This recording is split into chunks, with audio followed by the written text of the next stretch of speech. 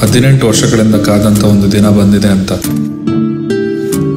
ಯಾರು ಹೊಣೆ ಅಂತ ಹೇಳೋದು ತುಂಬ ಕಷ್ಟ ಆಗ್ತಾ ಇದೆ. ಐ ಲಿಟ್ರಲಿ ಫೆಲ್ಟ್ ಅದೆಷ್ಟು ಕಷ್ಟ ಆಗಿರ್ಬೋದು. ಆ 11 ಜೀವಗಳು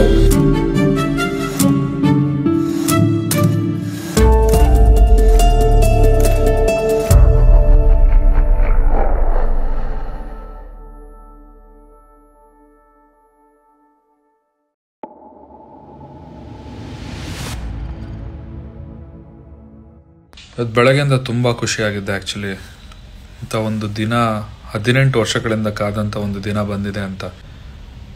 ಲಿಟ್ರಲಿ ನಾನು ಕೂಡ ಇವತ್ತು ಆ ಕ್ರೌಡ್ ಮಧ್ಯದಲ್ಲಿ ಹೋಗಿ ಬಂದೆ.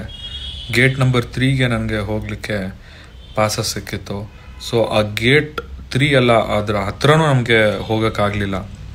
ಅಲ್ಲಿಂದ ಹೇಗೋ ಮಾಡಿ ಗೇಟ್ ನಂಬರ್ 10 ಹತ್ರ ಬಂದೆ. ಗೇಟ್ ನಂಬರ್ 10 ಹತ್ರ ಬಂದಾಗ ಅಲ್ಲಿ ಇನ್ನೂ ತುಂಬ ಕ್ರೌಡ್ ಇತ್ತು. ಒಂದು ಮೂಮೆಂಟಿಗೆ ನನಗೆ ಉಸಿರಾಡೋಕ್ಕೆ ತುಂಬ ಕಷ್ಟ ಆಯಿತು.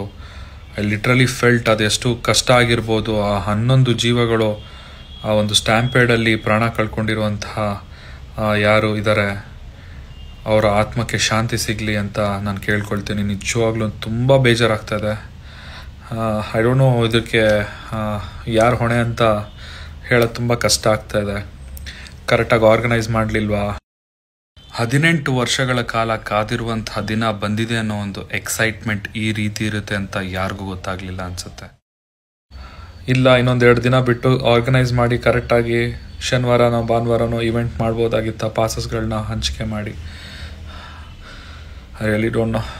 ಬಟ್ ಇನ್ನೂ ಯಾರ್ಯಾರು ICUಲಿ ಕ್ರಿಟಿಕಲ್ ಕಂಡೀಷನ್ ಇದ್ದಾರೆ ಅವರೆಲ್ಲರೂ ಹುಷಾರಾಗಿ ಬೇಗ ಬರಲಿ ಅಂತ ಪ್ರಾರ್ಥನೆ ಮಾಡ್ತಾ 11 ಜೀವಗಳಿಗೆ ಆತ್ಮಕ್ಕೆ ಶಾಂತಿ ಸಿಗಲಿ ಅಂತ ನನ್ನ ಮಾತನ್ನ ಮುಗಿಸ್ತಾ ಇದ್ದೀನಿ. Thank you.